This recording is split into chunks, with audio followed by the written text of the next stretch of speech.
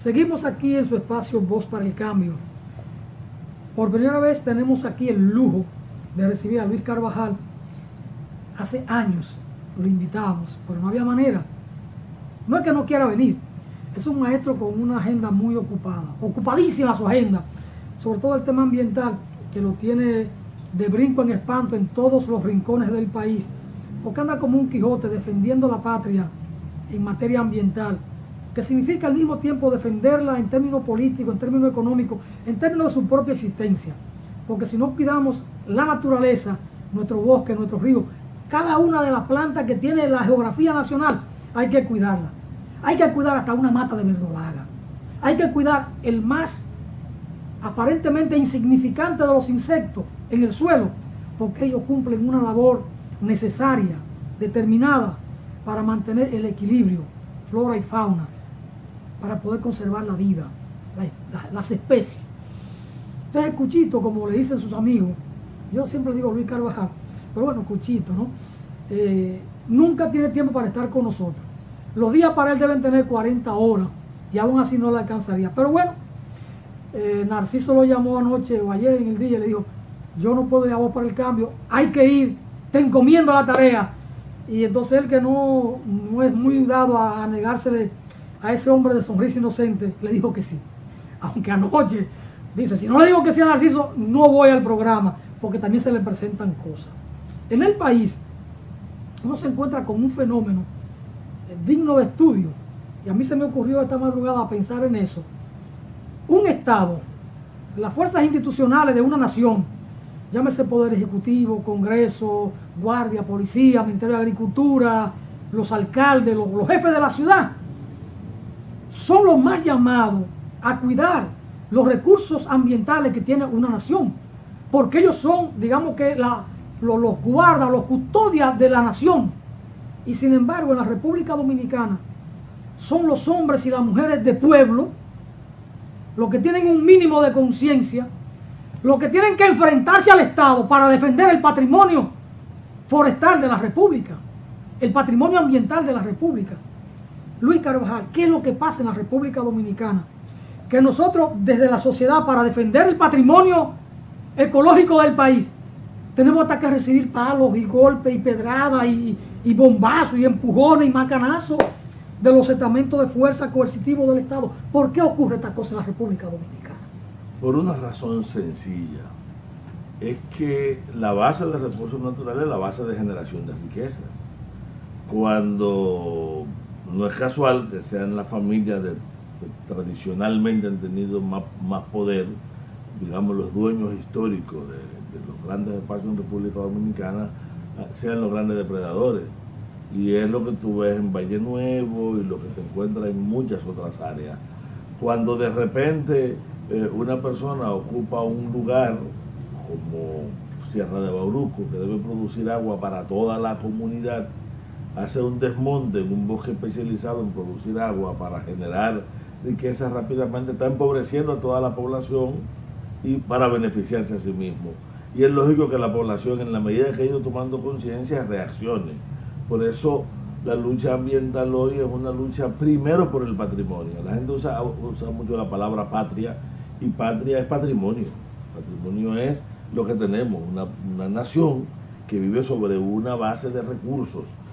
El problema de República Dominicana es que la lógica del ejercicio del poder no está para garantizar el carácter patrimonial de los bienes con relación a la nación, sino para garantizar los esquemas de propiedad que se han generado en nuestra sociedad, para garantizar que quienes detentan poder o sirven a quienes detentan poder puedan sacar la mayor cantidad devolviendo lo menos posible.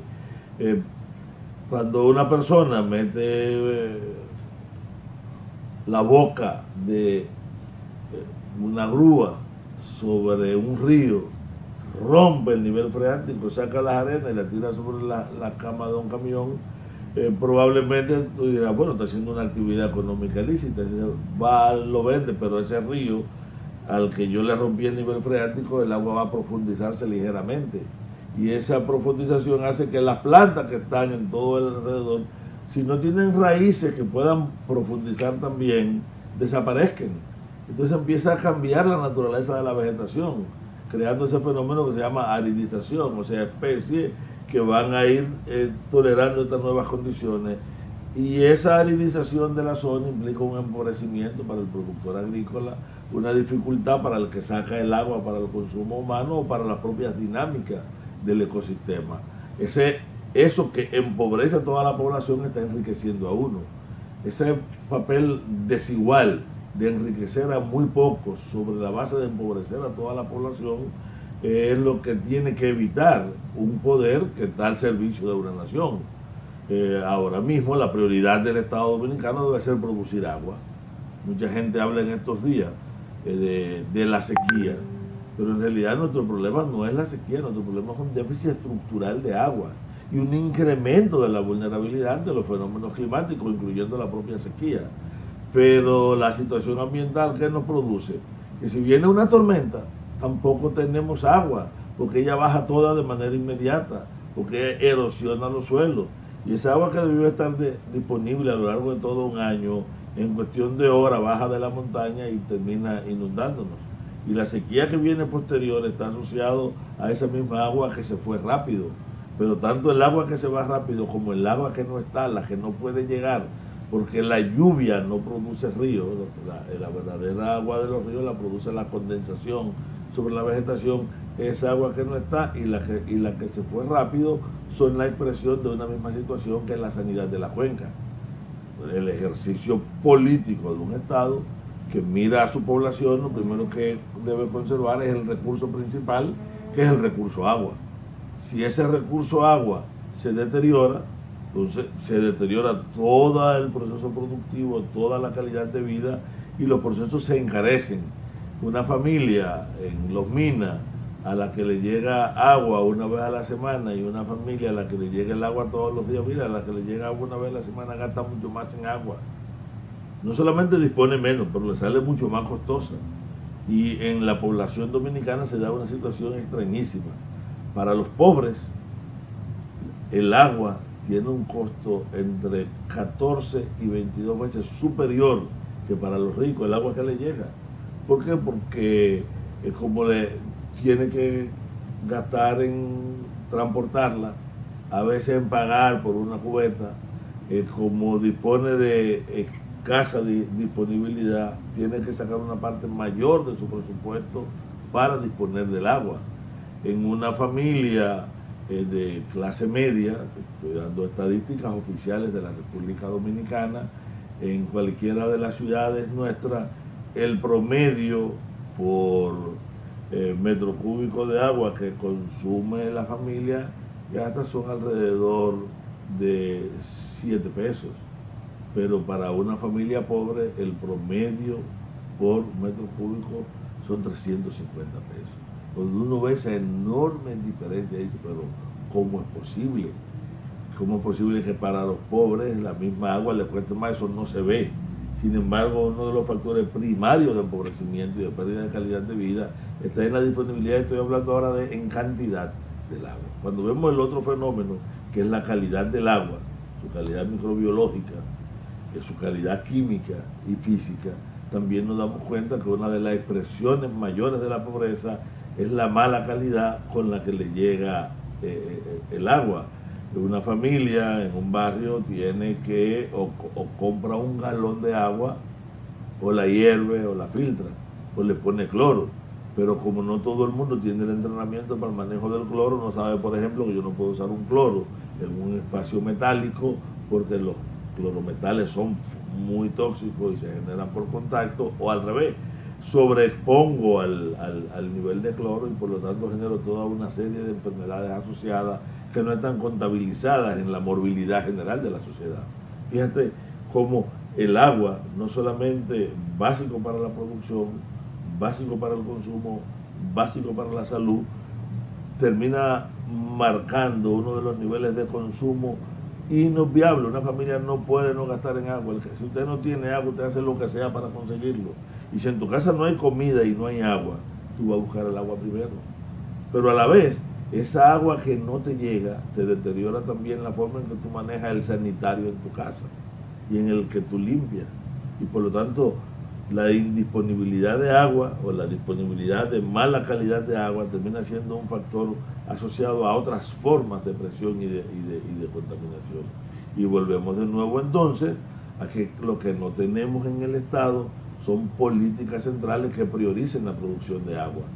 Y cuando tú hablabas de la importancia de proteger a la vegetación, yo pensaba en que si yo trabajara en el Ministerio de Educación y tuviera la posibilidad de terminarlo, yo le prohibiera a los niños dominicanos que oyeran al ministro de Medio Ambiente cuando habla sobre la naturaleza, porque ha llegado a decir disparates tan grandes como que todos los árboles son iguales, ignorando que en la medida que vamos subiendo en la montaña, la vegetación se va especializando y que la vegetación de la alta montaña es una vegetación especializada en interferir la circulación de los vientos que vienen desde el mar y tomar el agua que ellas tienen.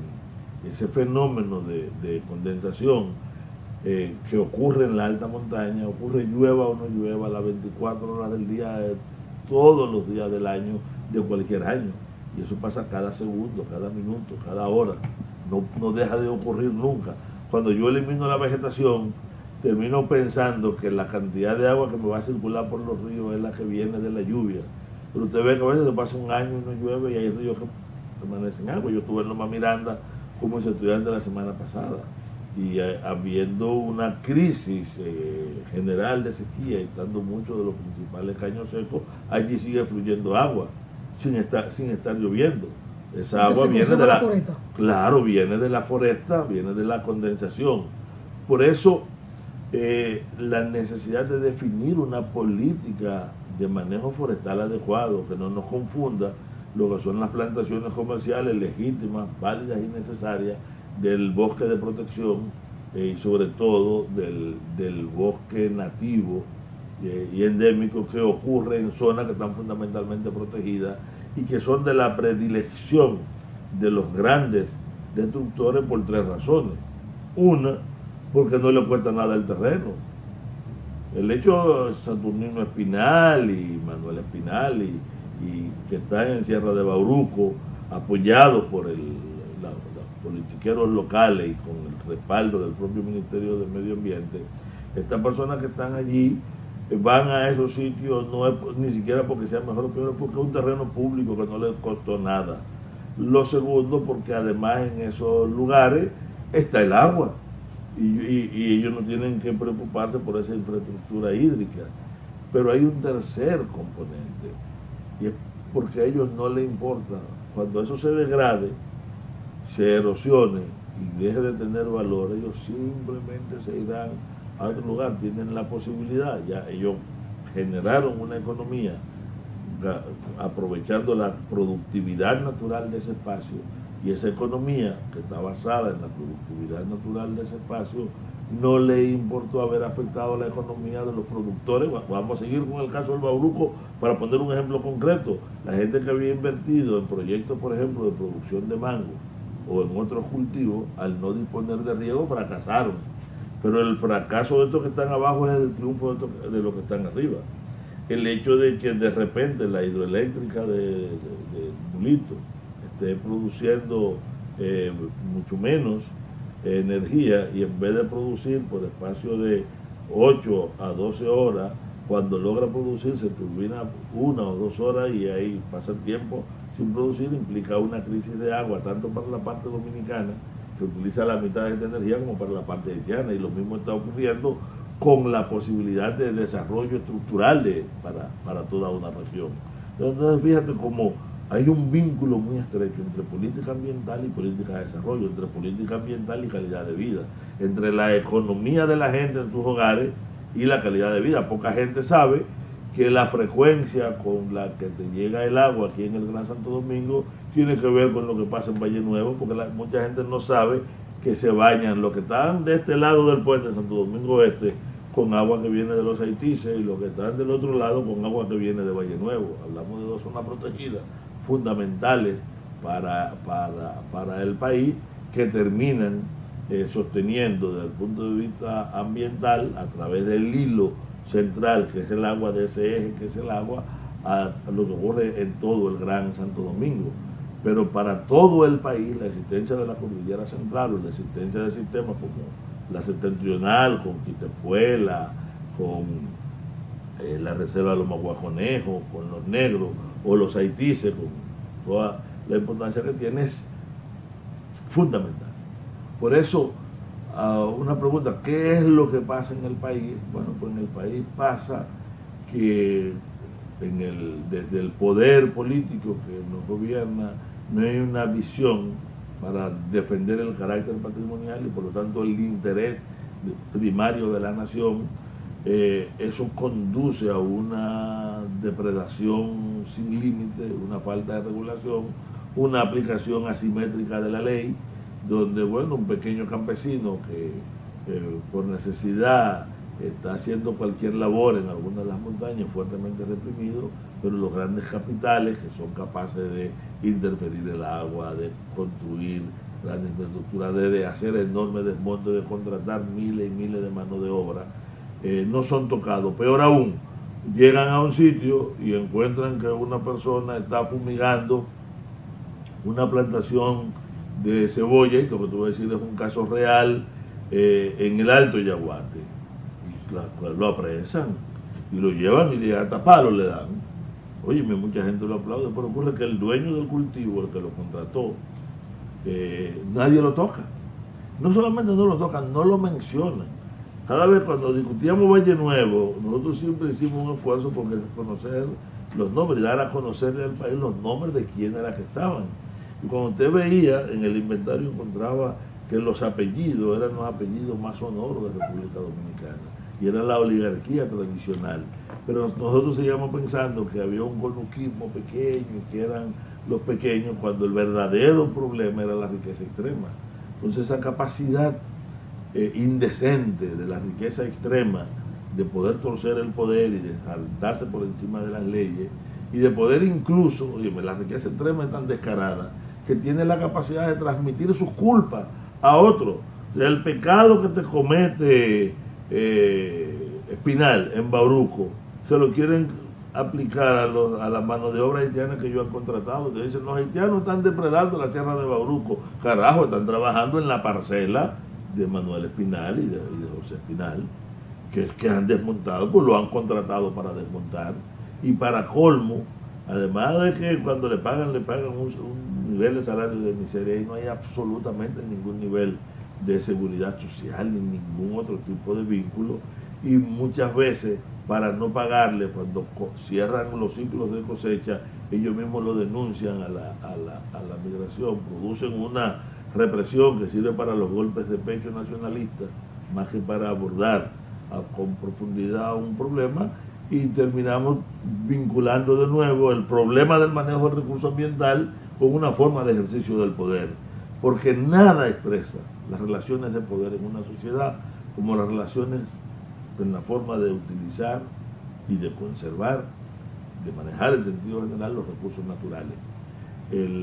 La lucha ambiental termina siendo entonces una lucha fundamental por revelar la forma en que el poder termina empobreciendo de manera continua a la sociedad y cómo la generación de riqueza, que es simultánea a la generación de pobreza, ¿verdad? Cuando yo transformo cualquier producto, yo genero una energía que no puedo utilizar, genero un producto, un desperdicio que tiene un valor negativo porque debo deshacerme de él, o que puede crear, en vez de satisfacer necesidades, me crea necesidades. Y si lo otro que yo generé como bien, que lo pude llevar al mercado, dije que era riqueza, aquello que generé como mal sería pobreza, para equiparar el lenguaje. Entonces la riqueza y la pobreza se generan en el mismo acto productivo, en la misma capacidad de transformar los recursos naturales en bienes que van a satisfacer necesidades, pero están muy mal distribuidas. Y siempre hemos hablado, absolutamente siempre, de la injusta distribución de la riqueza, porque sabemos que la riqueza es un bien material que se acumula, que se transfiere y que se hereda, pero no sabíamos que la pobreza es también algo material, o sea, que se acumula, que se transfiere y que se hereda. Los pobres no nacen ricos, salvo en las novelas de Cursi, de la televisión. El pobre nace pobre. Y la pobreza, el mismo factor que generó la riqueza de Europa, empobreció a nuestra isla. Por eso yo coincido mucho con Narciso, que usa la palabra país empobrecido en vez de país pobre. Somos sociedades profundamente empobrecidas y ese empobrecimiento tiene que ver con la degradación de la base de recursos naturales, que en vez de ser fuente de satisfacción de necesidades, termina generando necesidades. En un terreno erosionado, producir es mucho más costoso, como agrónomos lo saben. Un terreno empobrecido, entonces si me cuesta más producir, esa variación en la calidad del terreno implica un empobrecimiento. Yo necesito aplicar mucho más recursos para producir. Entonces volvemos a que lo que expresa el problema de la política en el manejo de los recursos naturales es una relación de poder y una relación de quién tiene qué, quién se queda con qué, y la injusta distribución de la pobreza es la otra expresión de la injusta distribución de la riqueza. Los dueños, los que toman la decisión alrededor de la gestión de los recursos, permiten la apropiación privada, se apropian ellos mismos de la riqueza y socializan. Hay una palabra técnica que nos gusta usar a los que los dicen externalizan, o sea, le transfieren a todo el resto de la sociedad los costos de esa pobreza generada. Peor aún, concentran esa pobreza en unos núcleos. Por lo tanto, la injusta distribución de la pobreza, quiero repetir, es una entidad material, acumulable, heredable. O sea, un agua sucia, un entorno hediondo, un lugar donde abundan los metales pesados. Oye, de repente creo que estoy hablando de las comunidades del Yagal y del entorno de Barrigol, que genera enorme riqueza, está concentrando sin embargo la pobreza en las poblaciones. Y si ciertamente las leyes te obligan a manejar un poco esto para tú tener una presa de cola que te evite una contaminación directa, unos filtros para retener, etcétera, etcétera, todos esos son mecanismos compensatorios. El problema está en que si esa pobreza que se genera le tocase igual a quienes se apropian de la riqueza y la riqueza le tocase igual a quienes están sufriendo, la política de manejo sería otra. Entonces tenemos que aproximarnos a otra sociedad desde el punto de vista ambiental que garantice eso que ahora se llama justicia ambiental. Si un país posee una base de recursos, esa base de recursos tiene que ser el patrimonio general de todos. Eso no sé si con esto Sí, como no, Juan Francisco. Eso, como se nos fue el tiempo en este primer segmento. Es que no he hecho otra cosa que aprender, porque yo que soy campesino no tenía claro que un terreno se puede empobrecer igual que una familia, y ese terreno después no produce igual. Pero la familia se empobrece a través del empobrecimiento de su entorno. Oye, bien. Es la primera ruta de empobrecimiento. De hecho, en el mundo hay mucho más desplazamiento por empobrecimiento ambiental, llamamos el empobrecimiento a la degradación ambiental, o sea, a la incapacidad que tiene ese medio ambiente de generar servicios ambientales, agua, clima, o de satisfacer necesidades de la gente. Pero eso es muy técnico para que la gente lo entienda, en el sentido del que no ha estudiado. No es tan técnico. Óyeme, tú tienes una parcela y tú puedes producir ahí plátano, yuca, tú tienes 2 o 3 matas de mango, pero por alguna razón el suelo se te empobrece. Yo me crié de una parcela que hoy no da para... Bueno, pues entonces eso no es tan técnico. Tú hoy no sacas lo mismo que sacabas antes de la parcela, o para sacarlo tienes que invertirle mucho más. Ella se empobreció y tú te empobreciste a través de ella. Porque ¿qué es la riqueza? Es la capacidad que tú tienes de satisfacer tus necesidades a partir de los recursos. Y esos satisfactores de necesidades, cuando tú lo que creas son nuevas necesidades. Por ejemplo, es probable que bajo ciertas condiciones climáticas tú no necesites aplicar riego en tu parcela, pero con las variaciones del clima... La gente le atribuye eso a la casualidad, no lo entiende así. Los suelos se pueden empobrecer de manera muy práctica. Con un tremendo aguacero, hay un desbordamiento, te arrastra la capa vegetal, sí, va empobreciendo el suelo. Y luego cuando tú tienes que aplicar abono, va a aumentar el costo de producción porque tienes que comprar el abono. Y mientras más abono químico tú estás usando, más se está empobreciendo el suelo. Porque para enriquecer ese suelo hay que buscar materia verde, capa vegetal, materia orgánica. Porque con el abono químico tú no vas a enriquecer el suelo. Aparentemente tú tienes una cosecha porque pusiste ahí microelementos, nitrógeno, fósforo, potasio y otros microelementos. Pero eso pasa con la cosecha. Y el suelo sigue pobre. Por eso si tú siembras habichuelas, los residuos de la habichuela, la parte verde, tú tienes que aplicarlo al suelo y cuando tú hagas, incorporarlo. Por eso hay una técnica de poner el cultivo en barbecho, es decir, en descanso, para que pueda enriquecerse, para que él pueda regenerarse. Pero se va a regenerar en la medida en que tú incorporas material verde. Ahora es tiempo de una pausa. Gracias. Es un lujo tener a Luis Carvajal aquí en el espacio para escucharlo de estos temas de la patria. Vamos arriba, señor director. Gracias, Juan Francisco.